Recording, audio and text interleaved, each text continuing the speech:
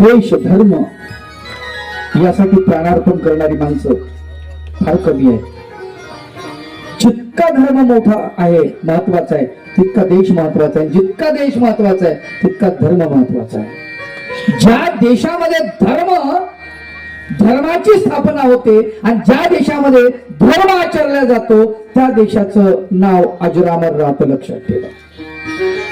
त्या भारतामध्ये गुण्या गोविंदानं सगळ्या धर्माची लोक इथे राहतात. एका गावामध्ये सगळ्या धर्माचे राहतात. असतील थोडेफार मतभेद असतील, असू द्या, त्यात काही एवढं विशेष नाही. पण सगळ्यात मोठी गोष्ट महत्वाची, आम्हाला आमचा धर्म सांभाळला गेला पाहिजे. छत्रपती संभाजी महाराजांनी दुसऱ्या धर्माचा अपमान केला नाही, परंतु माझा धर्म श्रेष्ठ आहे आणि मी माझ्याच धर्मात मरेन, हे भगवान गोपाल कृष्णाने शिकवलेलं आहे तत्वज्ञान. स्वधर्मे निधनम श्रेय परधर्मो भयावह. जो ज्या धर्मामध्ये आहे तो त्याचा श्रेष्ठ आहे. परधर्माची जाणीव त्याला नसते, दुसऱ्या धर्माची जाणीव नसते. परधर्म म्हणजे दुसऱ्याचा धर्म, तो भयावह आहे. त्याचा आचार माहित नाही, विचार माहित नाही, काही माहित नाही. तुझा तूच सांभाळणं ही महत्वाची गोष्ट आहे. आणि हेच संभाजी महाराजांनी केलेलं आहे. परब्रह्म परमेश्वर भगवान गोपाल कृष्णाचे पिता, त्याचं नाव वसुदेव, त्या नंदीग्राम मध्ये त्यांचा सुंदर चेहरा, त्या चेहऱ्याकडे पाहिलं की बाया बापड्या बाल गोपाल सगळे आकर्षित व्हायचे. सौंदर्य असतं, सौंदर्याकडे कोणी आकर्षित होतं. फूल कुणाला आवडत नाही, फळ कुणाला आवडत नाही, लहान मुलं कुणाला आवडत नाही. तुम्ही जर रेल्वेत बसलात, पुढच्या बाकावरती एखादं बाळ असेल आणि त्याने तुमच्याकडे पाहिलं, इवले इवले कान आहेत, इवले इवले नाक आहे, इवले इवले ओठ आहेत, इवलेशे डोळे आहे, आणि त्याने तुमच्याकडे बघितलं, तुम्ही त्याच्याकडे पाहता, एकटक पाहता, अपलक पाहता, आणि सहजच तुमचे हात असे वर जातात, बोट असे वागतात आपोपचं, ये ये, त्याला ए म्हणतात. ओळखीचा नाही तुमच्या, कोण्या प्रांतातला माहित नाही, कोण्या जिल्ह्यातला माहित नाही, कोण्या जातीचा माहित नाही, कोण्या धर्माचा माहित नाही, तुम्ही ए म्हणता त्याला. कसं नातं जुळलेलं आहे लक्षात ठेवा. चांगलं सगळ्यांना आवडतो हा त्याचा अर्थ आहे. सुंदरता सगळ्यांना आवडते, निर्मळता सगळ्यांना आवडते, निस्पृहता, बालकामध्ये सगळे गुण आहेत, तो निस्पृह आहे. त्यात विकार नाही, विकल्प नाही, स्वार्थ नाही, क्रोध नाही, राग नाही, लोभ नाही, मोह नाही, मत्सर नाही, काहीच नाही. त्याच्यामुळे ते चांगलं वाटतं. जसं जसं माणूस मोठा होतो ना तसं तसं बिघडलं. वसुदेव वयाने मोठा झाला, पण त्या बालकातलं जे बालक रूप होतं ते त्याच्या चेहऱ्यावर कायम होतं. ते त्याने टिकवलं होतं आणि ते टिकवावं लागतं, टिकवावं लागतं. विवेकानंदाचे वडील, त्यांच्याकडे मुलं यायची वडिलांकडे, ते त्यांना बिस्किट गोळ्या वगैरे काहीतरी द्यायचे खायला. पण विवेकानंद म्हणाले, तुम्ही सगळ्या मुलांना काहीतरी देता, मला काहीच देत नाही. वडिलांनी त्याच्या हाताला धरलं आरशा पुढे नेलं. ते म्हटले आरशात बघ. पाहिला आरशात त्याने, तुला हा चेहरा दिलाय म्हणे. काय दिलाय? हा चेहरा. याला डाग लागू देऊ नकोस. हा चेहरा मरेपर्यंत असाच राहिला पाहिजे. निर्मोही, निर्मळ, निस्वार्थी, देशप्रेमी, धर्मवान असा चेहरा राहिला पाहिजे मरेपर्यंत. आणि त्यांनी तो चेहरा सांभाळला स्वामी विवेकानंदांनी. वसुदेवाचा बालपणीचा चेहरा तसाच आहे. त्याच्याकडे पाहून स्त्रिया आकर्षित होतात. आणि योगायोग असा की त्याच्या सारखीच मुलं व्हायला लागली. चांगली गोष्ट असते ना, त्याचा परिणाम होत असतो का? वाईट गोष्टीचा जसा परिणाम होतो तसा चांगल्याही गोष्टीचा परिणाम होतो. तो परिणाम झाला, परंतु प्रचार मात्र दुष्प्रचार होऊन झाला. प्रचार नाही झाला, वेगळाच झाला. लोकांनी राजाकडे तक्रार करायला सुरुवात केली, तुमचा पुत्र व्यभिचारी आहे. ते म्हटले असं कसं? म्हणले हो, त्याच्यासारखीच मुलं बाळ व्हायला लागली. त्याला दरबारात बोलवलं वसुदेवाला. सूरसेन राजाने तक्रार केली, का रे बाबा असं काय? तो म्हणाला माझा काही दोष नाही, तुम्ही म्हणताय, पण मी मनाने पूर्ण निर्मळ आहे. म्हटले तू कबूल करत नाही. प्रजेला पुत्रासारखं सांभाळावं लागतं राजानी, आणि तू त्या लायकीचा नाही. मी तुला पदच्युत करतो, हे राज्य तुला भेटणार नाही. पण म्हणजे ठीक आहे, राज्य तुमचं आहे, कोणाला द्यायचं तुम्ही ठरवू शकता, मला ते नको बी. आणि आता मी इथं राहणार नाही. एवढा माझा अपमान झाल्यानंतर मी इथं राहणार नाही. पण एक काम करा, तुम्ही वेशी ज्या आहेत आपल्या, त्या वेशीवरती दोन्ही बाजूनी ओट्यावरती, त्या चबुतऱ्यावरती 2-2 नंदी बसवा. प्रत्येक वेशीवर 2-2 नंदी बसवले संगमरवरचे, प्रत्येक वेशीवरती. गायी त्या वेशीतून जायच्या, परत जेव्हा चढून आल्या म्हणजे गावात यायच्या नगरामध्ये, नंदीग्राम मध्ये, तर आखीव रेखीव सगळे ते नंदी त्याच्याकडे बघत राहायच्या त्या गायी. आणि त्या गायीना तसेच गोरे व्हायला लागले. तेव्हा लोकांच्या लक्षात आलं, अरे आपला राजपुत्र खरंच निष्पाप आहे, निर्मळ आहे. पण तोपर्यंत सगळं संपलेलं होतं. वसुदेव रथात बसला, आपल्या पत्नीला रोहिणीला घेतलं आणि तो उत्तर भारतामध्ये निघून गेला. त्या काळामध्ये उत्तर भारतात नंदबाबाचं आणि वसुदेवाचं बरंच सादगाठ होतं. कारण नंदबाबाकडे एकट्या गोकुळामध्ये 9 लाख गायीचा उल्लेख आलेला आहे. 9 लाख गायी, 10,000 सवंगडी भगवंताचे, असा उल्लेख आलेला आहे. म्हणून तिथे गायी भरपूर आहेत. 5 रंगाच्या गायी आहेत. त्याचं वर्णन आमच्या आरतीच्या भागामध्ये त्याचं वर्णन आलेलं आहे. 9 लक्ष धेनो महा पंचवर्णासी श्रीकृता कवी सवगडी जगदा कवी सवगडी जगदा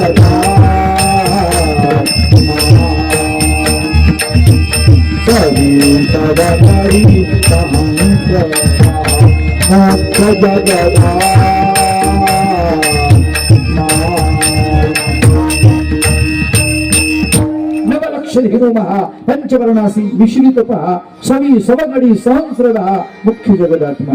9 लाख गायी आहेत 5 रंगाच्या. किती दूध दुभत असतील विचार करा. आज आपण गायीला दूध देत नाही त्यावेळेला टेम्पूत घालतो, घटकाकडे नेऊन विकतो. लक्षात घ्या, शेतकऱ्याचं सगळ्यात मोठं हे पाप आहे.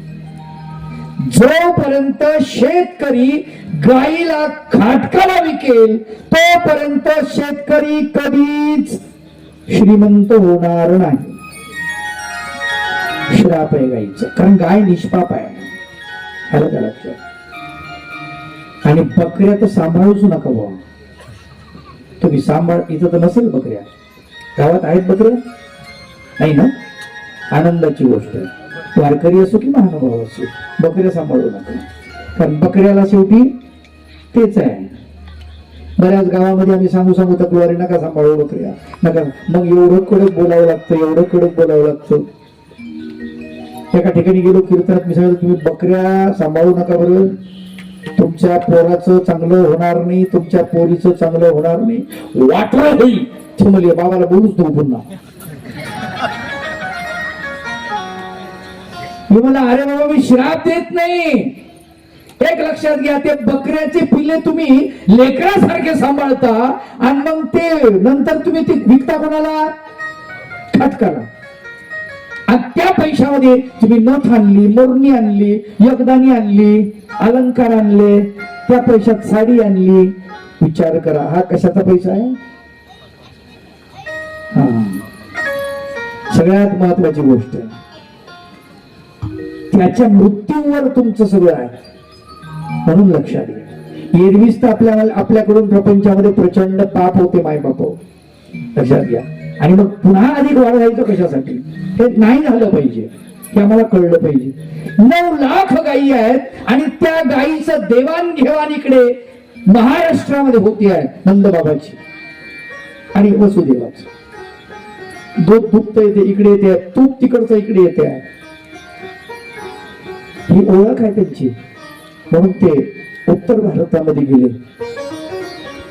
गोकुळामध्ये, आणि तिथे राहू लागले नंदबाबाच्या वाड्यामध्ये. नंदबाबाला सांगितलं माझी अशी अशी परिस्थिती माझ्यावरती आली, त्याच्यामुळे मी राज्य सोडून आलो, मला तुमच्या राज्यामध्ये आश्रय द्या. अरे म्हणजे राज्यामध्ये नाही, हृदयामध्ये आश्रय, आमच्या घरी राहतो. आणि त्या घरी राहायला लागले वसुदेव बाबा. इकडे कंसाने आपल्या पित्याला कारागृहामध्ये टाकलं, उग्रसेनाला, आणि ते राज्य हस्तगत केलं. होतावीरपणा मग सांगितलं मी, धृती धैर्य नाही आपल्याकडे, राज्य हस्तगत केलं. आणि मग अकाली ज्यावेळेस राज्य आपल्या हातामध्ये येतं, जेव्हा आपल्याकडे ज्ञान नसतं, तेव्हा आपल्याकडे संपत्ती, पैसा, त्या गोष्टी जर आपल्याकडे आला तर त्याचं दुष्परिणाम फार असतात. सुभाषितकर फार सुंदर वर्णन करतात. यौवनम धनसंपत्ती प्रभुत्वम अविवेकता एकेकमप्यनर्थाय किं यत्र चतुष्टय. ते म्हणतात यौवन म्हणजे तारुण्य अनिष्ठाला कारणीभूत आहे, एकच कारणीभूत आहे म्हटले यौवनम. दुसरा धनसंपत्ती, धनसंपत्ती जी आहे ही अनिष्ट व्हायला कारणीभूत आहे, माणसाचा अनिष्ट करू शकते. तिसरं प्रभुत्व, सत्ता, सत्ता माणसाला अनिष्टाकडे खेचून नेते. चौथं अविवेकता, अविचारीपणा, हा माणसाला नाशाकडे घेऊन जातो. एकमप्यनर्थाय, एकच आपल्या जीवनामध्ये अनर्थ घडून आणू शकते. आणि किम यत्र चतुष्टय, चारी जर आपल्याकडे आले तर मग काय होईल? आपलं चांगलं होईल नाही. कंसाकडे चारी आलेले, तारुण्य आहे, यौवनम, धनसंपत्ती मिळाली, राजवैभवामध्ये आहे, प्रभुत्व, सत्ता हिसकावून घेतली बापाकडून, आणि अविचारी तर होताच होता. चारी एकत्रित नाश होणं पक्क आहे, लक्षात ठेवा. सगळं झालं, कारागृहात टाकलं बापाला, राज्य ताब्यामध्ये घेतलं. आता लक्षात घ्या, जेव्हा जेव्हा एखादा राजा मद्यपान करायला लागतो, नृत्य बघायला लागतो, नाच गाण्यामध्ये मशगूल असतो, व्यसनामध्ये, तेव्हा परकीय आक्रमण होतच आणि परकीय आक्रमण आले. त्यांनी मथुरेची त्रेधा तिरपट उडवून टाकली, दाणादाण झाली फौजेची. सेनापती सैन्य सोडून पळायला लागला, सैन्य पळायला लागले युद्धभूमीवर. इथे गोकुळामध्ये ही वार्ता कळाली वसुदेवाला. वसुदेव आपल्या रथामध्ये बसला, आपले अस्त्र शस्त्र घेऊन लढायला तिथे गेला आणि त्या सैन्याचं गायडन्स करायला लागला. त्यांना म्हटलं की यांना निकरानं तुम्ही लढा, तुम्ही लढू शकता, तुमच्यामध्ये ती ताकद आहे. आणि त्यांनी विजयश्री खेचून आणलेली आहे. वसुदेवाने आणि मथुरेच्या जनतेचं रक्षण त्यांनी केलं. मथुरेच्या राजाला जय मिळवून दिलं. जय मिळवून दिल्यामुळे कंसाला आनंद झाला. अरे म्हटले असा सोयरा पाहिजे आपल्याला, चांगला आहे, फुकट फाकट काही पैसे द्यायचं काम नाही, काही नाही, काही नाही. यांनी संरक्षण केलं म्हणे, आपलं इतकं मोठं राज्य वाचवलं, याला आपली बहीण देऊ. देवकी झाला, पत्रिका लिहिली, सगळीकडे पाठवल्या पत्रिका, सगळ्यांना पत्रिका पोहोचवला. देशोदेशीचे राजे महाराजे सगळ्यांकडे ते निमंत्रण पत्रिका गेलेली आहे. आणि सगळे ठरलेल्या दिवशी त्या मथुरेमध्ये येत आहेत. ऋषी लोकांना बोलवलेलं आहे, ज्ञानी संत लोकांना बोलवलेलं आहे आणि सगळे तिथे आलेले आहेत. गावामध्ये आता उद्याचा मुहूर्त, उद्या लग्न लागणार देवकीचं. भव्य असा मंडप मोकळ्या पटांगणामध्ये दिलेला आहे. गावामध्ये सुंदर अशा प्रकारच्या गल्लीमध्ये रांगोळ्या काढलेल्या आहेत, चौक भरलेले आहेत, उड्या उभारलेले आहेत, तोरण बांधलेले आहेत, सगळं गाव सजवलेलं आहे. आणि सगळं गाव सजवून त्या ठिकाणी मंडपामध्ये वसुदेवाला, आता वसुदेवाचे सुरसेन राजा थोडाच येणार आहे, इतक्या दुरून बोलवलं. सुरसेन राजा आलाही, पण वसुदेवाला फक्त त्याला नमस्कार केला, कारण तो परत जाणार नव्हता नंदीग्रामला.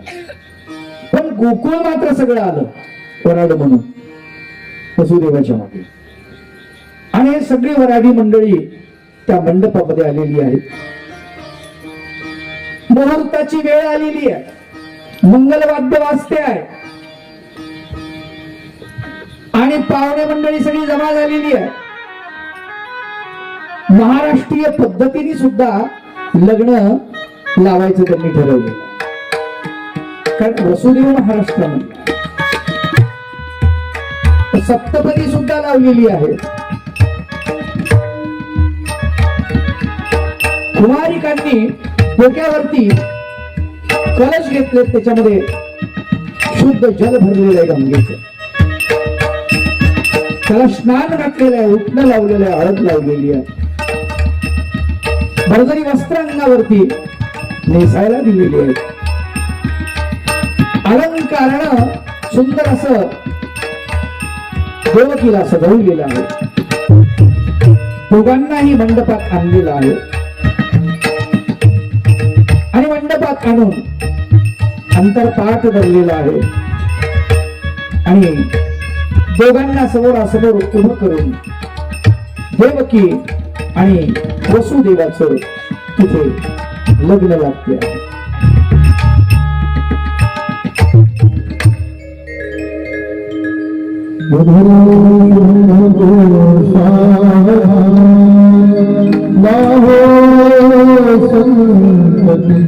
संपदा बहुधा माभूतही सद्गुण साधानो वीर कर्मयोग अपुल्या भाबांधवा भूषण सारे राष्ट्रधुरी नहीं कथिती तरा उज्ज्वल रहता तुम्हा वधुवरा पुरा सदा मंगल सावधान शुभ मंगल सावधान शुभ मंगल सावधान सावधान शुभ मंगल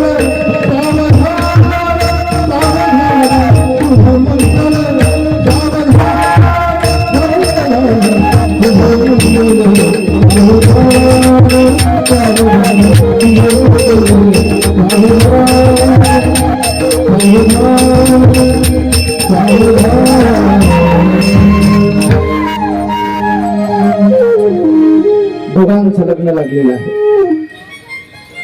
आणि लग्न लागल्यानंतर वरात निघाली. सुंदर अशा प्रकारची देवकी आणि वसुदेवाची मिरवणूक निघालेली आहे. शोभायात्रा ज्याला म्हणतो आपण, मराठीत स्पेशल शब्द आहे वरात.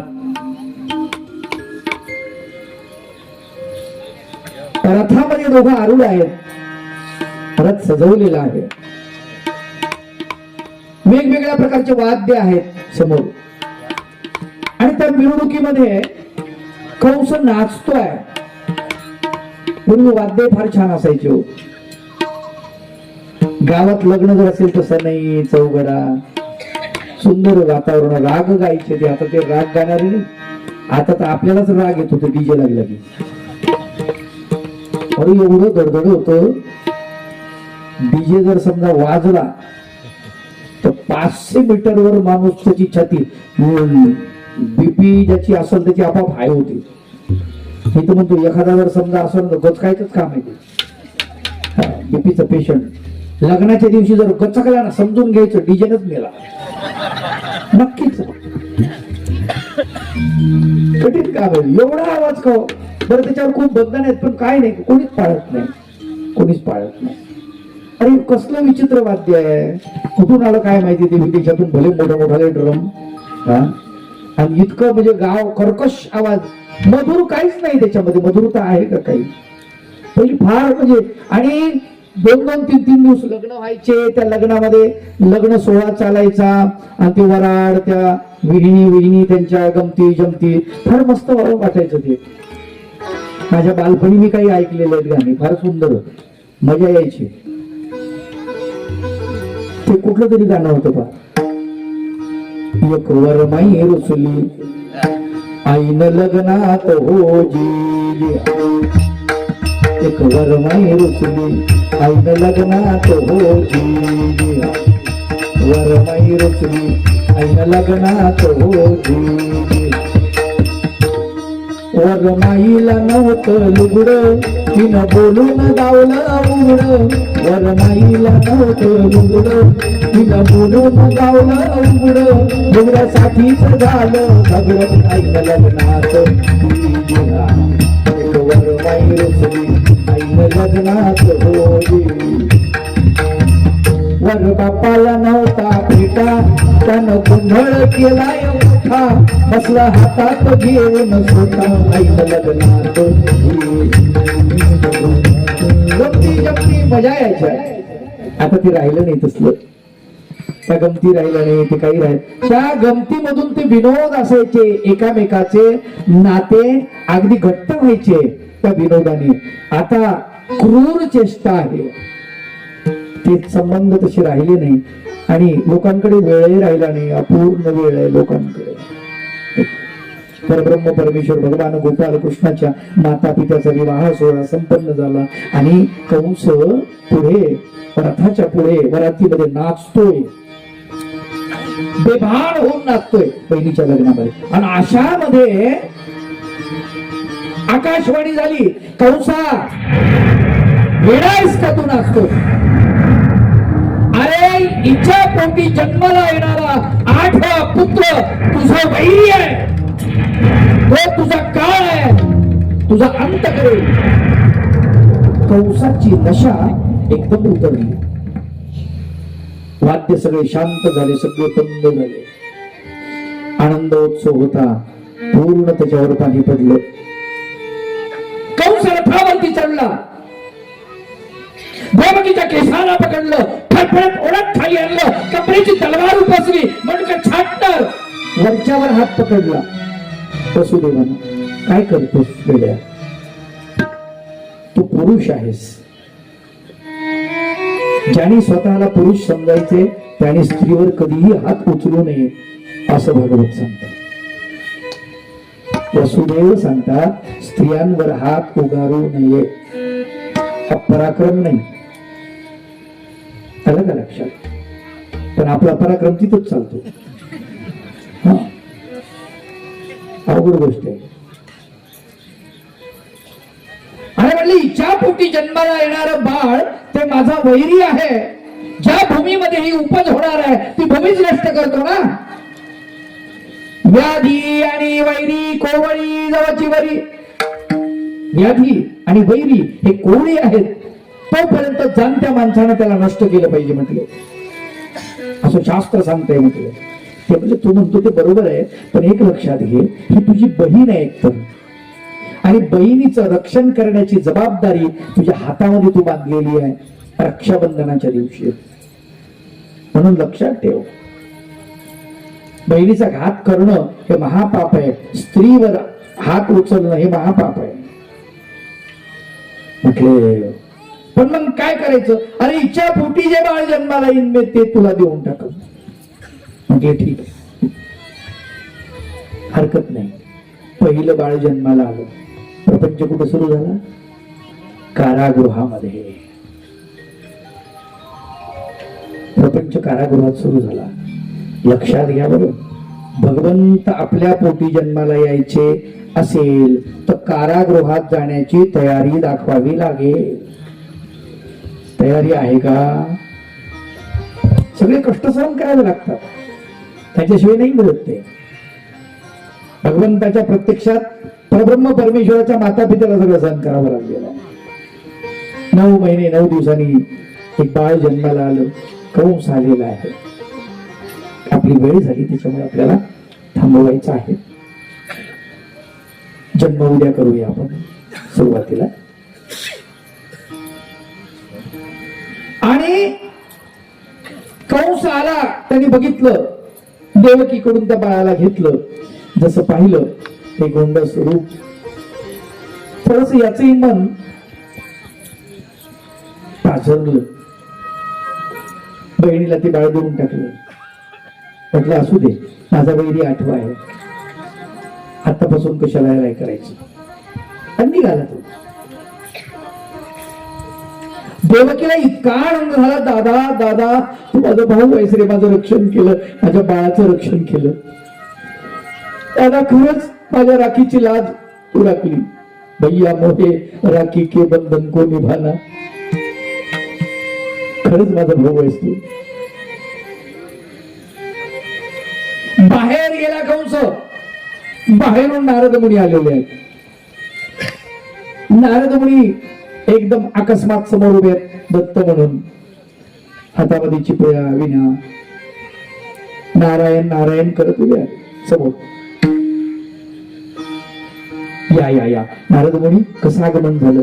म्हटले देवकीला पुत्र झालं असं कळलं. म्हटले हो ना, आत्ताच जाऊन आलो, भेटून आलो. मग काय करायचं ठरवलं? म्हणजे कशाचं? दिलं तिचं बाळ तिला. आपला वैरी आठवा, याच्याशी काय संबंध, याला कशाला मारायचं? आणि म्हणलं वेडा आहेस का तू? म्हणजे वेडा म्हणजे हे बघ, 8 पाकळ्याचं कमळ त्याच्या हातात समोर धरलं, त्याच्या डोळ्यासमोर, आणि सांगितलं इकडून जर मोजलं तर हे 8वं येतं, आणि एकूण जर मोजलं तर हे 8वं येतं. मग आता पहिल्यापासून मोजल्यावर शेवटचं 8वं, आणि शेवटून मोजल्यावर पहिलं 8वं. मग हे जर 8वं असेल तर म्हणलं हा हातानं घरात घुस घातल्या करून म्हणे येते बेकार काम आहे म्हणला, याला पहिले मारून टाकू. भगवा म्हणलं माझं काही नाही, आणि कळ लावून गेले निघून. नारद मुनी असं का केलं माहितीये? बाल हत्या त्याच्याकडून व्हायची राहिलेली होती. पाहिली भरणी ज्याला म्हणतो ना, पण ते लक्षात घ्या. गेला कंस, देवकीकडून ते बाळ हिसकावून घेतलं. दादा अरे काय करतोस, तुझा वैरी आठवा आहे, याला काय करतोस, काय करतो, काय करतो? त्याच्याकडे बघितलं, अरे बाहेर नेलं. मोठी शिळा होती, टंगडीला पकडले का पायाला, कोळा पायाला गरागरा फिरवलं, भाग दिशी आपटलं. आपटल्या आपटल्या त्याच्या चिंधड्या झाल्या. काय वाटलं असेल त्या देवकीला? तिच्या डोळ्यासमोर तिच्या बाळाचा अंत झाला. हे सगळं दुःख ती सहन करते आहे. कशासाठी? पुढे भगवंत येणार आहे. दुःख सहनच करावं लागतं. दुःख सहन केल्याशिवाय भगवंताची प्राप्ती बी होत नाही. सगळ्यात महत्वाची गोष्ट आहे. परब्रह्म परमेश्वर भगवान गोपाल कृष्णाच्या कथेला त्या ठिकाणी आपण थांबवूया आणि मथुरेतून आपण जाधववाडीमध्ये येऊया. सर्वजण उठून उभे राहा आरतीसाठी. आणि काड्याची डब्बी एक तिकडे देऊन द्या. मेणबत्त्या आणल्या असतील, एका आरतीवरून तिकडे पेटवतील मेणबत्त्या. उद्या का? काही लोकांनी आणल्या म्हणतात. आज आणल्यात काही नाही. दररोज आरतीच्या टायमाला दररोज पेटू द्या. काय आणले असतील तर पेटू द्या.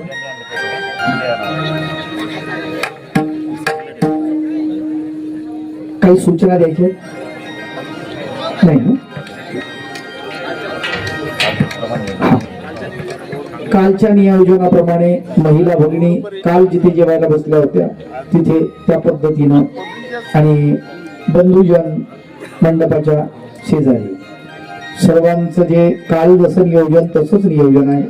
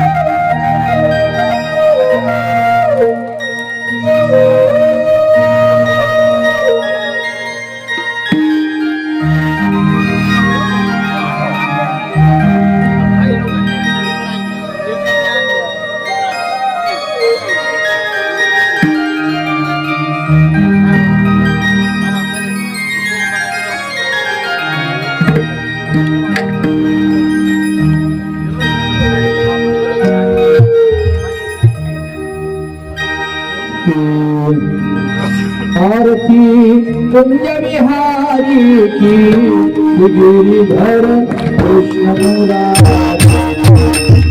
आरती कुंज विहारी की गिरिधर कृष्ण मुरारी.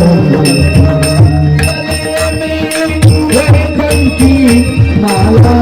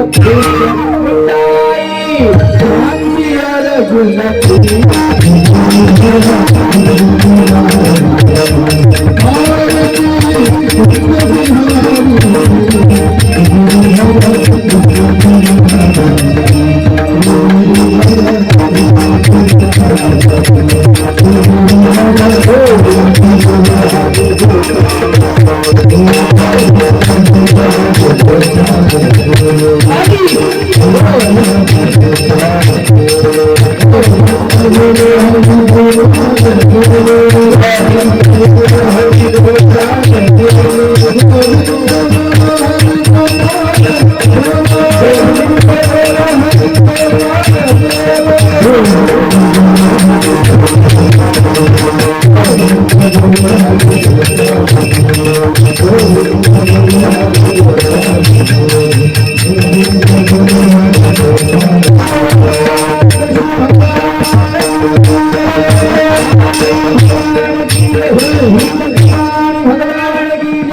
गोविंद भगवान की जय सर्वज्ञ श्री चक्र भगवान की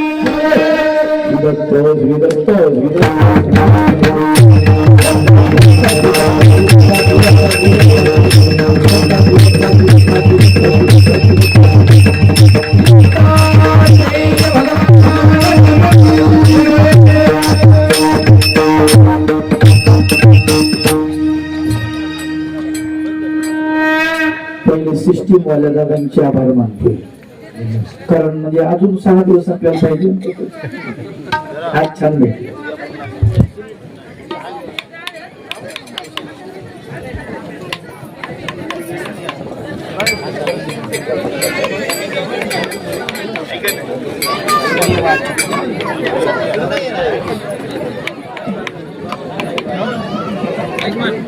अध्यक्ष